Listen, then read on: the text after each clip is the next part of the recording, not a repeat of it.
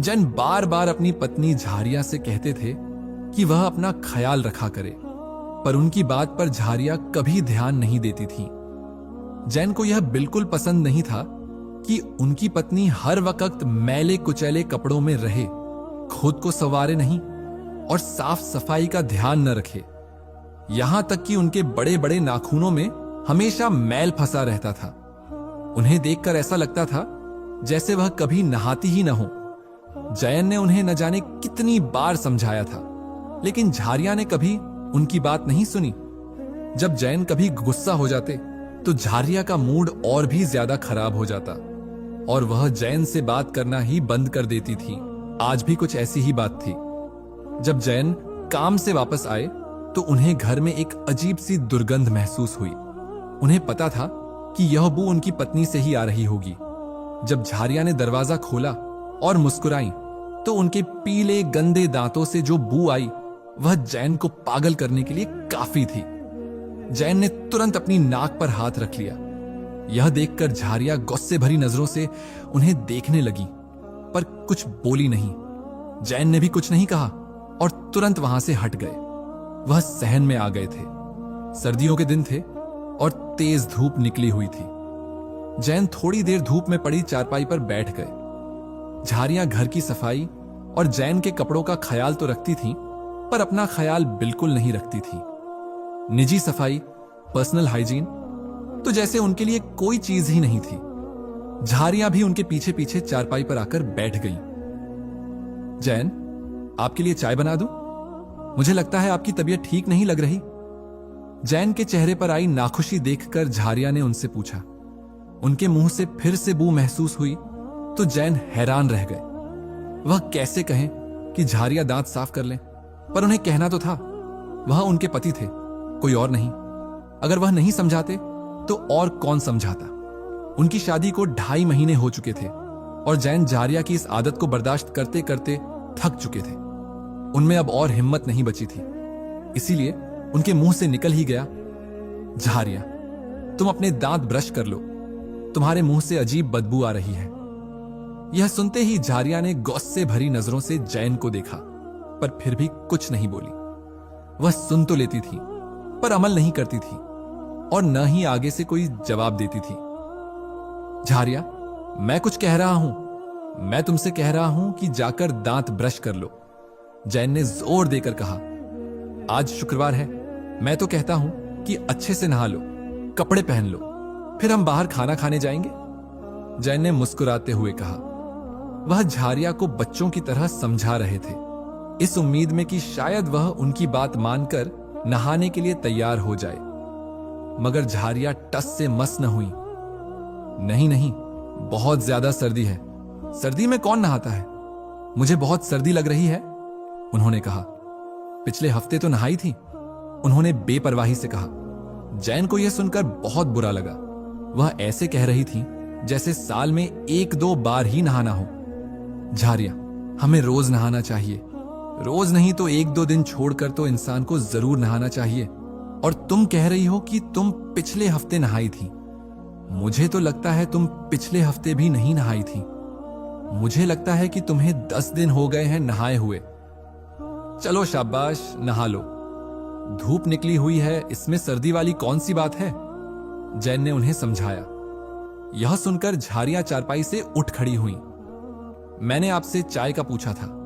मैंने यह तो नहीं कहा था कि आप मुझे एक भाषण देना शुरू कर दें। चाय नहीं पीनी तो न पिए, मेरा दिमाग मत खाएं। यह कहकर वह किचन की तरफ चल दी। जैन सिर पकड़कर बैठ गए। वह अपनी शादी बचाना चाहते थे, पर अब उन्हें लग नहीं रहा था कि वह ऐसा कर पाएंगे, क्योंकि झारिया उनकी कोई बात नहीं सुनती थी। उनकी बात न मानना तो दूर, वह जो कहते थे उसका उल्टा करती थी। अब तो जैन की हिम्मत भी जवाब देने लगी थी। झारिया ने जो कहा था कि सर्दी में कौन नहाता है, उस पर जैन को और भी गुस्सा आ रहा था। इंसान नहाते हैं, जानवर नहीं नहाते, और झारिया भी अब एक जानवर ही बनी हुई थी। पिछले 5 दिन से जैन उन्हें उन्हीं कपड़ों में देख रहे थे। वह पिछले 5 दिन से कपड़े भी नहीं बदल पाई थी। जैन को नहीं पता था कि उन्हें क्या मसला था, पर उन्हें यह सब मंजूर नहीं था। वह उन्हें बदलना चाहते थे। उन्होंने सोचा कि अब उन्हें कोई सख्त कदम उठाना पड़ेगा। उनसे कहना ही पड़ेगा कि वह नहा धोकर साफ सुथरी हो जाए। इंसान साफ सुथरे और पाक अच्छे लगते हैं, मगर झारिया को तो साफ सफाई का कोई ख्याल ही नहीं था। वह उसी वक्त अपना बैग लेकर कमरे में पहुंच गए। उन्होंने बैग रखा और कपड़े निकालकर बाथरूम में घुस गए।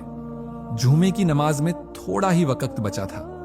वह नहा धोकर तैयार होकर बाहर निकले तो झारिया अपने ऊपर मैली सी चादर ओढ़े धूप में सो रही थी। जैन का दिल चाहा कि वह कहें कि तुम्हें सर्दी तो बहुत लगती है, इतनी तेज धूप में तुम्हें गर्मी नहीं लग रही, पर वह क्या करते।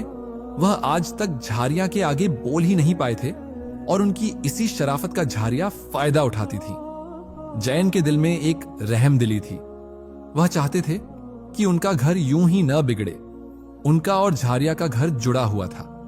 वह अपने घर को तोड़ना नहीं चाहते थे, इसलिए आज तक यह सब बर्दाश्त करते आए थे। लेकिन अब उन्हें लग रहा था कि उन्हें कोई सख्त कदम उठाना पड़ेगा। उन्होंने झारिया को नहीं उठाया और यूं ही घर से बाहर निकल आए। हर घर में से लोग जुमे की नमाज पढ़ने के लिए निकल रहे थे। जैन मस्जिद पहुंच गए और नमाज पढ़कर वापस भी पैदल ही आ गए। वह दरवाजे पर दस्तक दे रहे थे, पर झारिया ने दरवाजा नहीं खोला। जैन को गुस्सा आया, क्योंकि वह जानते थे कि झारिया सोई हुई होंगी। उन्होंने जोर जोर से दरवाजा खटखटाया। 2-3 मिनट बाद झारिया ने दरवाजा खोला। वह आंखें मलते हुए जैन के सामने खड़ी थी। आपको भी ना जरा आराम नहीं है? मेरी अभी तो आंख लगी थी और अभी आपने दरवाजा भी बजाना शुरू कर दिया। वह जैन पर चिल्ला रही थी जैसे उनकी गलती हो। जैन चुपचाप घर के अंदर दाखिल हो गए। दरवाजा भी उन्होंने खुद ही बंद किया। उन्होंने पीछे मुड़कर देखा तो झारिया तेज तेज कदमों से चलकर उसी चारपाई तक जा पहुंची थी जहां वह पहले सो रही थी। जैन घर के अंदर आ चुके थे, मगर फिर भी उन्हें कोई होश नहीं था। झारिया दोबारा से उसी चारपाई पर लेट गईं और अपने ऊपर वही मैला कुचैला सा दुपट्टा भी डाल लिया। जैन उनके सिर पर खड़े उन्हें देख रहे थे, मगर झारिया उन्हें नहीं देख रही थी। जैन का दिल चाहा कि अभी उन्हें उठाए और घर से बाहर निकाल दे। उन्हें समझ नहीं आ रहा था कि झारिया खुद को क्या समझती थी। उनमें कोई ऐसी चीज नहीं थी जो जैन को पसंद आती। सबसे बड़ी कमी यही थी कि वह खुद को साफ सुथरा नहीं रखती थी। जैन ने अगले ही पल अपने गुस्से पर काबू किया और सोचा कि गुस्से से नहीं बल्कि प्यार से समझाते हैं, शायद वह प्यार की जबान समझ जाए। वह चारपाई पर बैठे और बड़े प्यार से झारिया का नाम पुकारने लगे। झारिया ने चेहरे से दुपट्टा हटाकर देखा और सवालिया नजरों से जैन की तरफ देखने लगी, जैसे पूछना चाहती हो कि क्या बात है। जैन ने उनसे कहा कि वह उनकी 1 मिनट बात सुन ले, इसके बाद भले ही सो जाए। उन्होंने बड़े प्यार से कहा तो झारिया फौरन उठ बैठी। अब जैन को लग रहा था कि वह प्यार की जबान समझ जाती है। झारिया, तुम मेरी बीवी हो और मैं तुम्हारा शौहर हूं। मियां बीवी एक दूसरे का लिबास होते हैं। मैं तुम्हारी खामियों को दुनिया वालों के सामने नहीं लाना चाहता। मुझे यूं अच्छा नहीं लगता, इसलिए मैं चाहता हूं कि तुम खुद को बदलो। तुम अपना हुलिया ठीक करो। उठो, नहाओ धो, दांत साफ करो, नेल्स काटो, कंघा वगैरह करो, अच्छे से तैयार हो जाओ, जिस तरह तुम अच्छी लगोगी। जैन ने उनका हाथ थामे बड़े प्यार से कहा। बड़ी मुश्किल से उन्होंने झारिया का हाथ थामा था, क्योंकि उनके बड़े बड़े नाखूनों में मैल फंसा हुआ था, जिससे उन्हें घिन महसूस हो रही थी।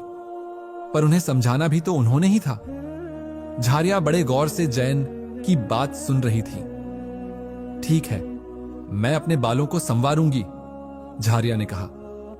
हालांकि जैन ने उन्हें नहाने और दूसरे काम करने के बारे में भी समझाया था। जैन भी खामोश हो गए। उन्होंने सोचा कि चलो, कुछ तो कर रही हैं, आहिस्ता आहिस्ता दूसरी बातें भी मान लेंगी। जैन उठकर कमरे में चले गए। वह थके हारे ऑफिस से आए थे, फिर नहा धोकर जुमे की नमाज पर चले गए थे। अब उन्होंने सोचा कि कुछ आराम कर लें। वह कमरे में आकर लेटे तो बड़ी जल्दी उन्हें नींद आ गई। जब उनकी आंख खुली तो मगरिब की अजान हो रही थी। जैन मगरिब के वक्त उठे तो बहुत ज्यादा फ्रेश महसूस कर रहे थे। वह अभी बिस्तर पर बैठे ही थे कि उनके मोबाइल पर घंटी बजी। उन्होंने मोबाइल उठाकर देखा तो ऊपर अली का नंबर जगमगा रहा था। अली उनके अजीज दोस्त थे और वह कितने दिनों से चाह रहे थे कि जयन उनके घर दावत पर आए, पर आज तक जयन ने झारिया से इस बारे में कोई बात नहीं की थी। उन्होंने सोचा था कि पहले झारिया को अपने मुताबिक ढाल लें, इसके बाद ही उन्हें कहीं लेकर जाएंगे। जयन जानते थे कि आज फिर से अली उन्हें जबरदस्ती अपने घर बुलाना चाह रहे होंगे। उन्होंने कॉल अटेंड की। सलाम का जवाब और तबीयत वगैरह के बारे में बताने के बाद अली ने वही मुद्दा छेड़ दिया कि कल तो शनिवार है, तुम भी घर पर होगे और मैं भी। कल तुम भाभी के साथ मेरे घर आ जाओ। मेरी बीवी भी कब से कह रही है कि हमें तुम लोगों को दावत देनी चाहिए। अली ने कहा तो जैन खामोश बैठे रहे। वह क्या कहते? वह अली से कह ही क्या सकते थे कि मेरी बीवी साफ सुथरी नहीं है, इसलिए मैं तुम्हारे घर नहीं आ सकता। जैन ने आज भी कोई ना कोई बहाना बना दिया। उन्होंने अली से कहा कि कल तो झारिया ने अपने मायके जाना है और 2-3 दिन तक वह वहीं रहेंगी, अगले हफ्ते देखेंगे। अली नाराज होने लगे और कहने लगे कि तुम यह ठीक नहीं कर रहे।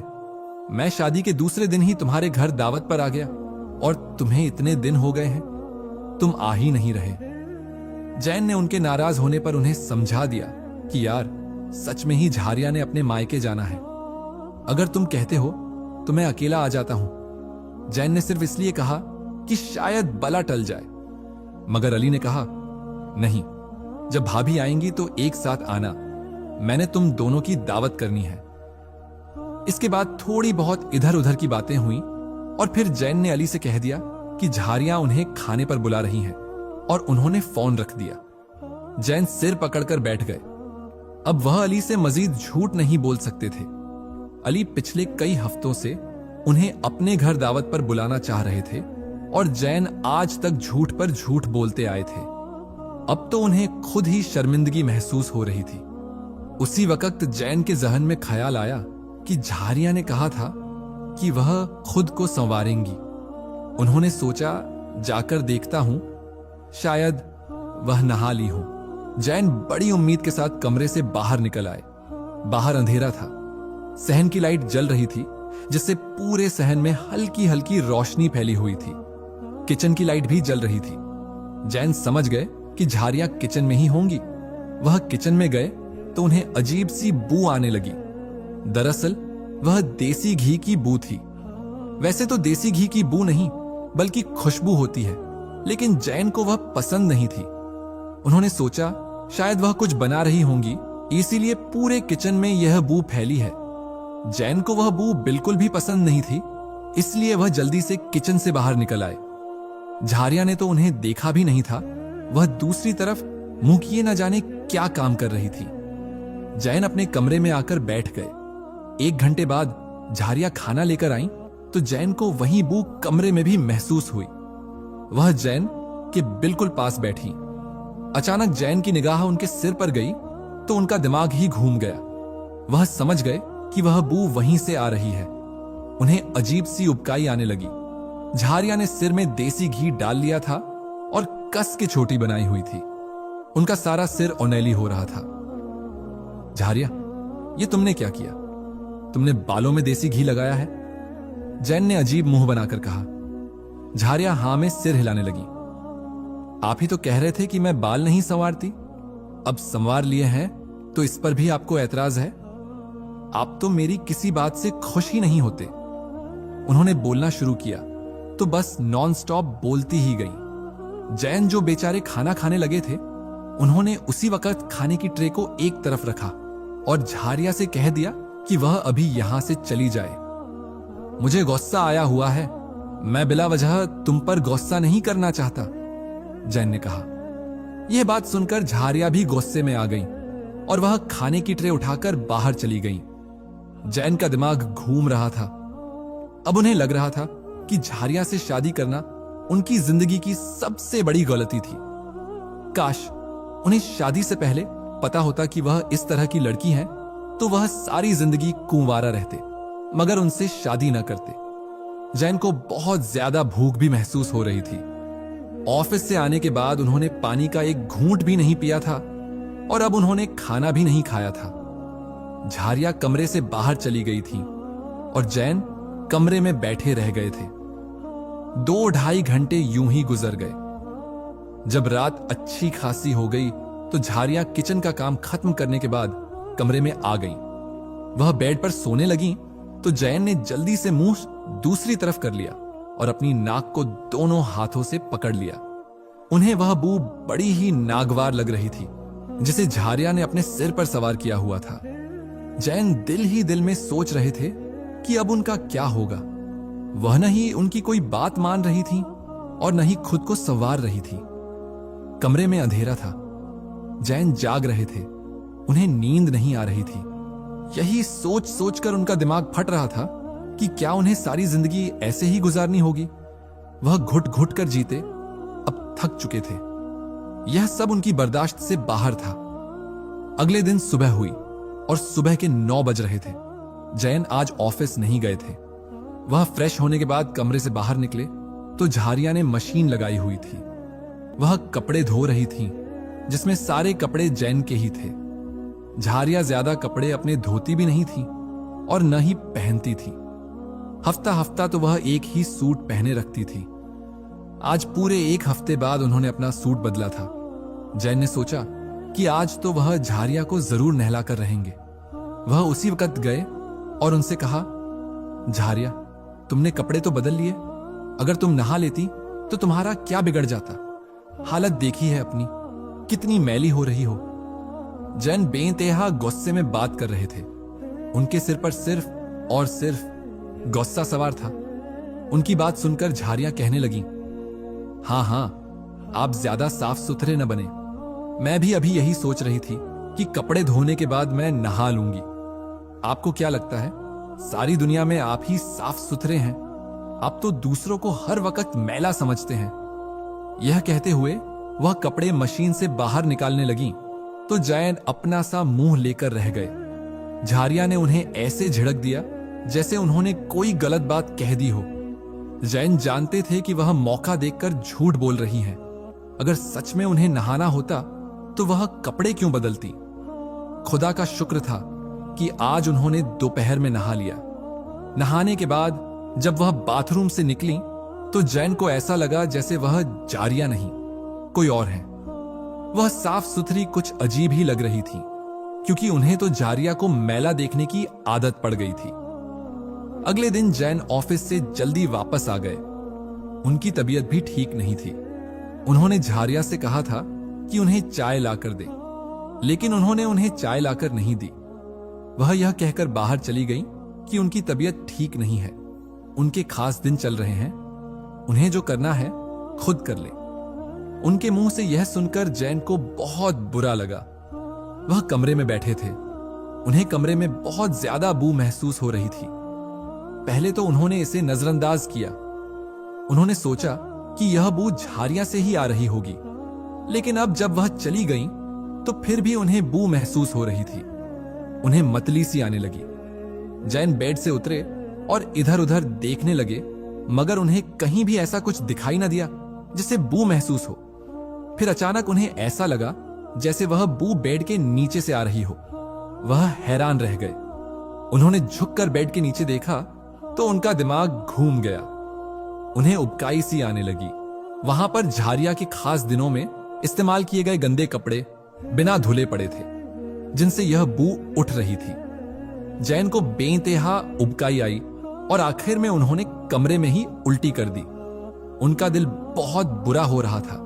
दिल चाह रहा था कि अभी के अभी यहां से कहीं दूर निकल जाए, जहां पर झारिया का नामो निशान भी ना हो। वह कोई इंसान थी या जानवर? वह तो जानवरों से भी बदतर जिंदगी गुजार रही थी। जैन भागकर कमरे से बाहर निकल आए। अब वह मजीद कमरे में खड़े नहीं हो सकते थे। उनकी हालत बुरी हो रही थी। पहले भी उनकी तबीयत ठीक नहीं थी, सिर में दर्द था, और अब यह बू सूंघकर और वह गंदे कपड़े देखकर तो उनका जी बुरा हो रहा था। वह सहन में आकर उल्टियां करने लगे। झारियां जल्दी जल्दी किचन से बाहर निकल आईं और उन्हें देखने लगी। जब जैन को कुछ आराम आया तो उन्होंने मुंह हाथ धोया और वहां से आ गए। झारियां सहन में चारपाई पर बैठी उन्हें देख रही थी। जैन, आपको क्या हुआ? आपकी तबीयत तो ठीक है? झारिया ने जैसे ही यह कहा तो जैन का दिल चाहा कि उन्हें कह दें कि तुम ही मेरी खराब तबीयत का सबब हो। वह बेइंतहा गुस्से में खड़े थे। झारिया, यह तुमने क्या तमाशा लगा रखा है? तुमने गंदे कपड़ों को कमरे में रख दिया और फिर वहां से उठाया भी नहीं। क्या तुम्हारे मां बाप ने तुम्हें यही सिखाया है? जैन ने गुस्से में कहा। तो झारिया भी गुस्से में चारपाई से उठ खड़ी हुई और उन्हें उल्टी सीधी बातें करने लगी। वह फिर से वही कहने लगी जो वह हर वक्त कहती थी कि जैन कोई ज्यादा साफ बनते हैं, हालांकि ऐसा कुछ है नहीं। जैसे ही उन्होंने यह कहा तो जैन को पहले से भी ज्यादा गुस्सा आ गया और उन्होंने झारिया पर हाथ उठा दिया। उन्होंने जिंदगी में पहली मर्तबा उन पर हाथ उठाया था और वह भी सिर्फ उन्हीं की वजह से। जैन थप्पड़ लगा चुके थे। उन्हें खुद ही बुरा लग रहा था कि उन्हें यह नहीं करना चाहिए, मगर वह क्या करते? वह बेइंतहा गुस्से में थे और इसके अलावा वह और कुछ नहीं कर सकते थे। झारिया उसी वक्त रोती धोती कमरे के अंदर चली गई। फिर 2 मिनट के अंदर ही बैग में थोड़े बहुत कपड़े डालकर घर से बाहर निकलने लगी।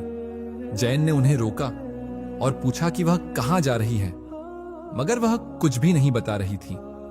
आखिरकार वह घर से बाहर निकल गई।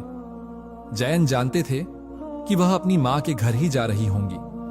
उन्होंने भी सोचा कि जाती हैं तो जाए, इस तरह उन्हें भी कुछ दिन सुकून मिल जाएगा।